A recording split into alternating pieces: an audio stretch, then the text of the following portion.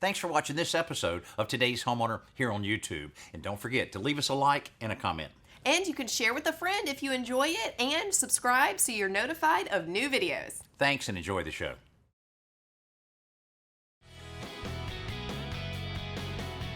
An attractive kitchen is nice, but an efficient kitchen is a must. So this week, Today's Homeowner is adding some function to a young family's kitchen. That was beautiful.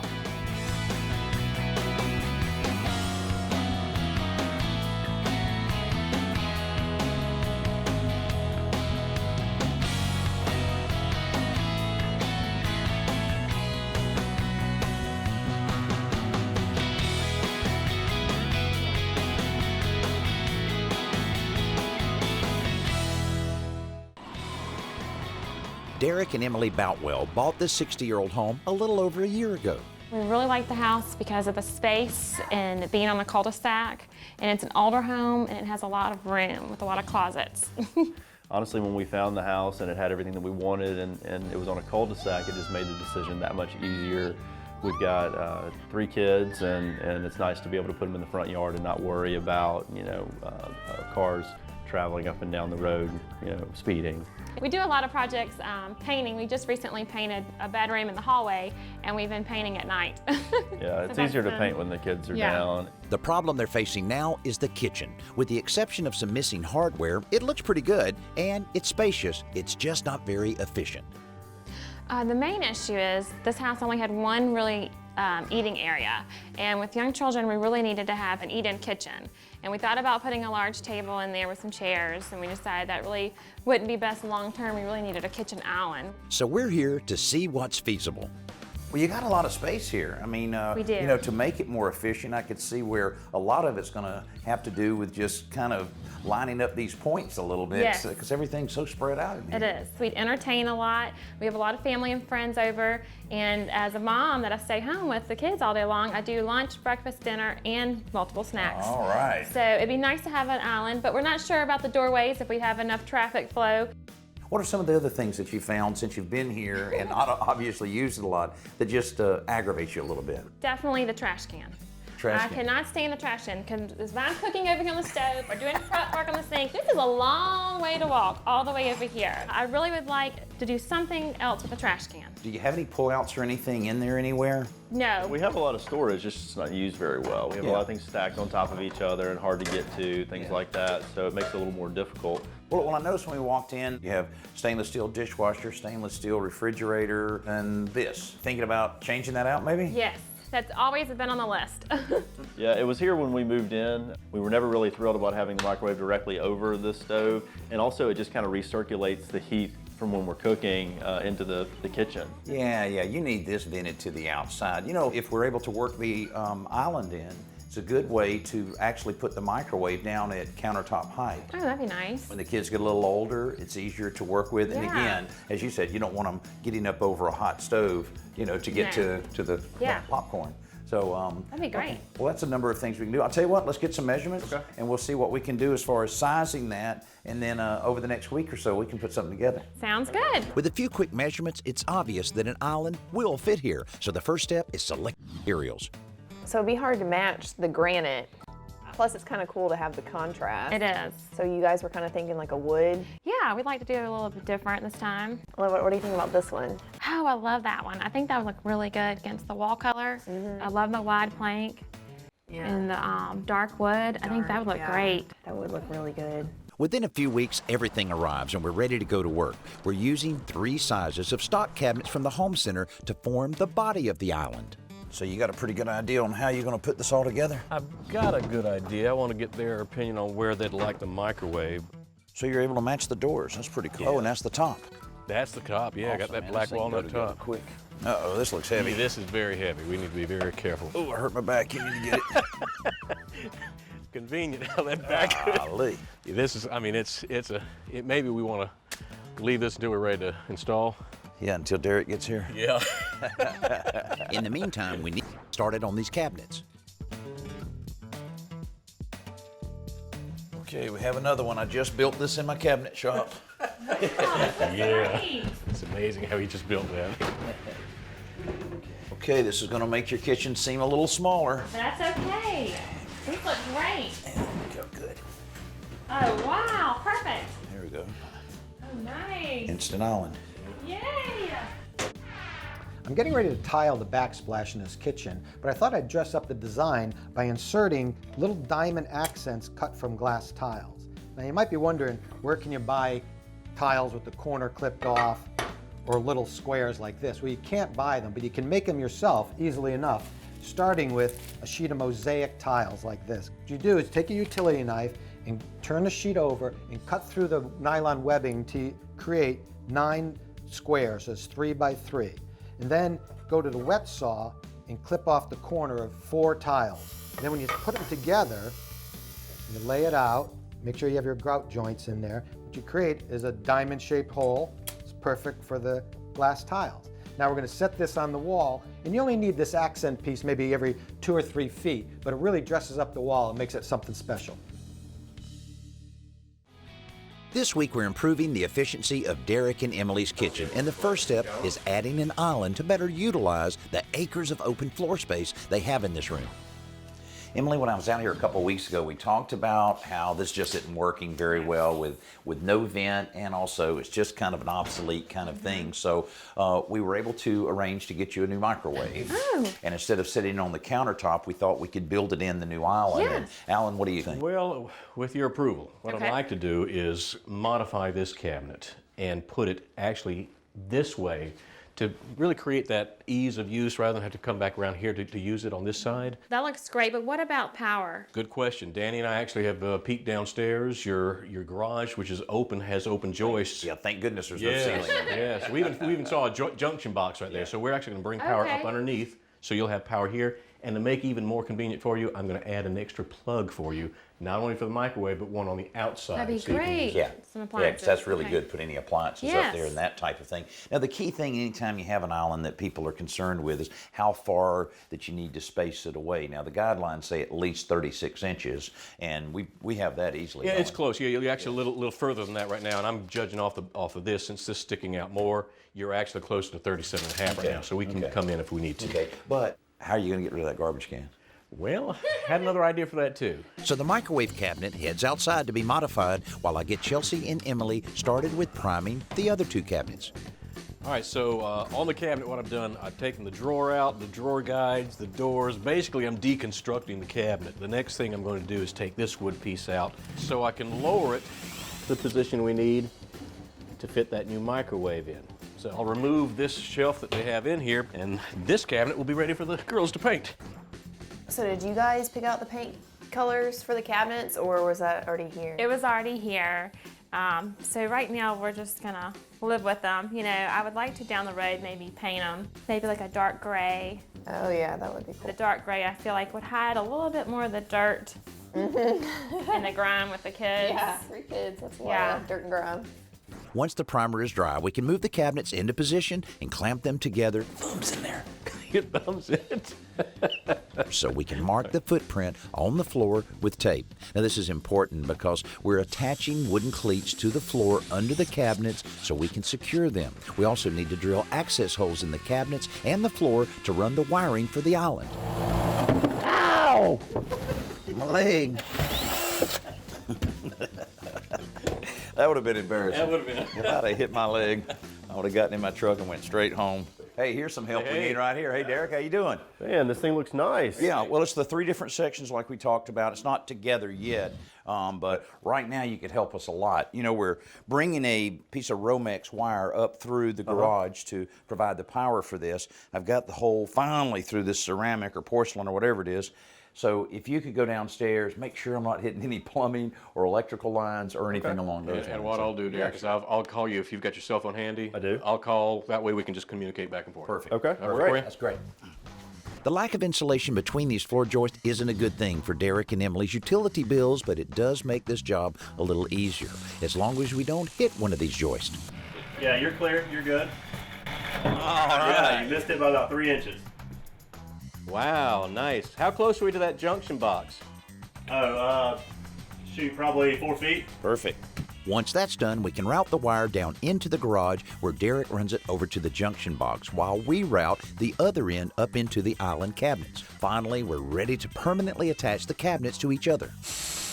This process secures the face frames of the cabinets, keeping them flush and flat. Now, once all the cabinets are connected, leveled, and secured to the cleats on the floor, Derick and I can turn our attention to that recirculating microwave. I'll tell you what, I got 2 screws. If you can get in here close enough and put your hand right under this thing, it won't fall out, but it'll start, it might, yeah, so it's starting to release. This thing should tilt down. Okay, now pull it out. Yeah, you got it? There is a vent there. Huh. I guess they just didn't take the plate out. They didn't take the little baffles out of here. Yeah. But we got that brand new one from Braun for you. Before we call it a day, we're covering the backside of the cabinets with a single piece of birch plywood so the island appears to be a single unit. Then we add some outside corner molding so this thing is ready for Derick and Emily to start getting paint on it tonight.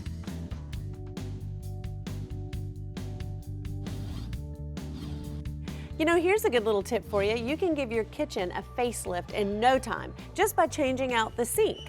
It's a very easy process, and if you're looking to do that, look no further than right here. This is a stainless steel LK sink. Of course, it's got the dual bowls, but if you're gonna get a stainless steel, you need to check out the gauge, because that's really important. This right here is a 20 gauge stainless steel sink. What does that mean? It means it's more durable, because that's the #1 complaint with stainless steel sinks is that they're not durable. Another complaint for a sink is that with the stainless steel down in the bottom, it can kind of sound hollow, if you will. So what the company has done is they've coated this so that it dampens the sound. It also insulates it so the hot water stays hotter longer, and it reduces condensation underneath. But I think the best feature of all are the little accessories that come with it.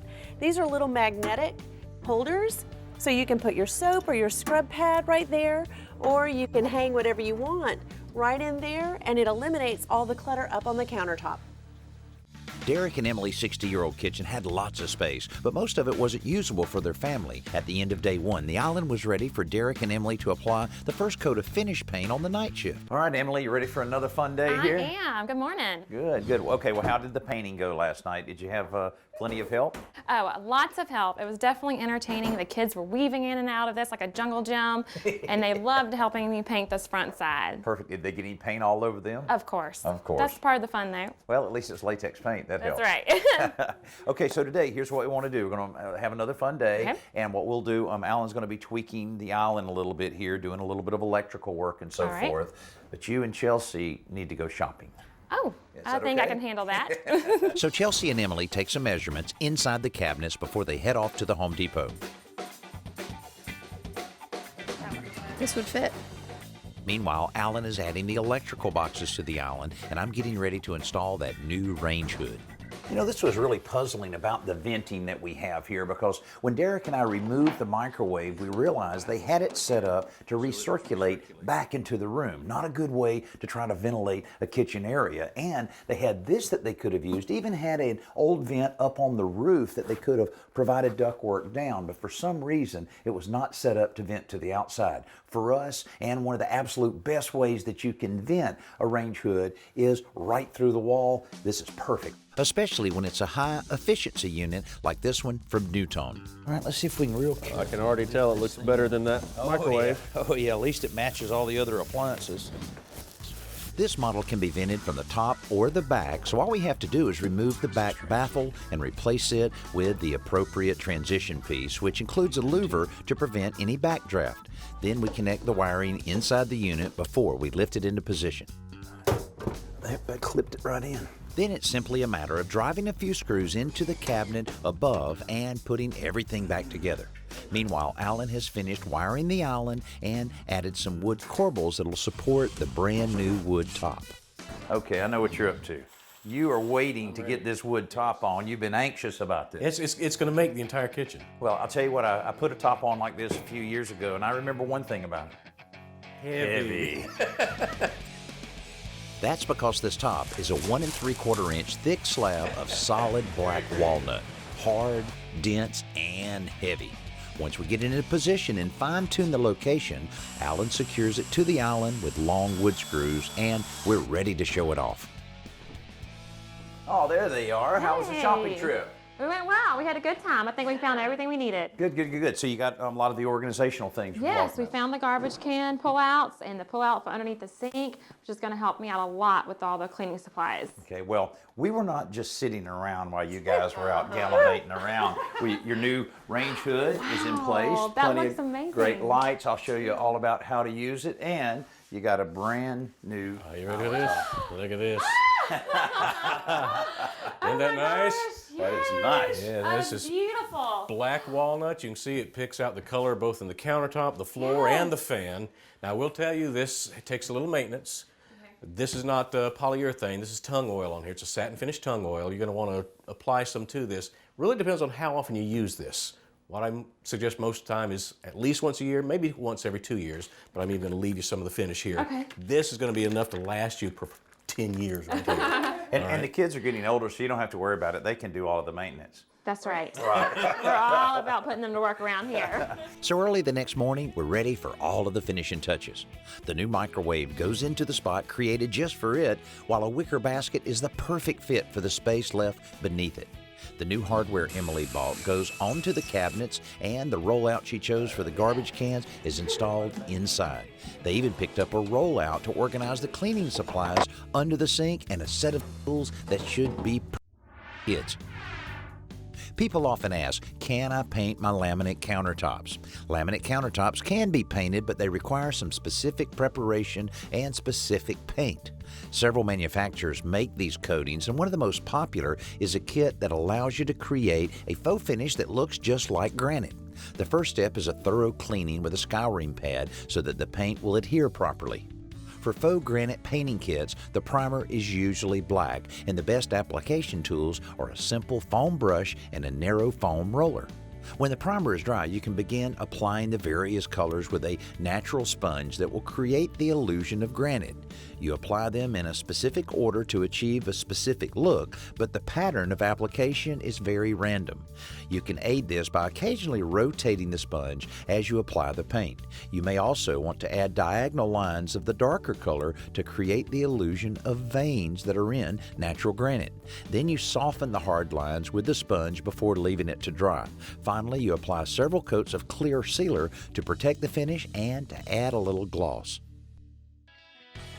Derick and Emily Boutwell love their 60-year-old home. They bought it for the neighborhood and because it had lots of space. But the space in the kitchen wasn't helping them much because they couldn't use it effectively. So we have your garbage cans tucked under here. Got rid of the garbage can that you hated so much. Microwave here tucked away. And this looks, I think, a lot better. Definitely. It's going to be a lot more effective in getting rid of all of that moisture inside the kitchen. What do you think? I love it. Absolutely love it. It was a large kitchen and it needed a large island. And I can see us using it for multiple reasons throughout the day. Even last night, we were right here, all around the island, enjoying it with close family and friends last night. I was baking, the kids were over here eating ice cream. All right. You know, we're using it a lot. Well, you can see the kids will be sitting there, maybe doing the homework and then snacking and eating the meals while you're doing some of your baking that you love to do. Definitely. And I can see at Christmas time right here with the sugar cookies. It sounds like this kitchen is a success. Not only does it look good, it's an efficient kitchen, and it was a pretty simple project as well. The cabinets came off the shelf at a local home center, and though we ordered our countertop online, you can also find local suppliers with a variety of these materials. To improve the use of the cabinets, we also found the hardware and rollout kits at the home center. Moving the microwave to a more accessible height made it a lot safer and a lot easier to use, and customizing the cabinet meant we could accommodate almost any model out there. Plus, it allowed us to add an efficient, fully vented range hood, which will make the kitchen healthier and more comfortable for years to come. Boy, what a fun project. You know, it's great when you're able to make such a difference in a kitchen, in the look of it, as well as the efficiency of it by using regular stock cabinets and readily accessible materials. Hope we've been able to share with you a few tips you can use at your house. Hey, thanks so much for being with us. I'll see you next week right here on Today's Homeowner. What do you think? Yeah, this is not gonna work. Hey, thanks for watching this episode of Today's Homeowner. And don't forget to comment, like, and hit the bell icon so that we can notify you when new videos are posted. And don't go anywhere, click around, and continue the home improving fun.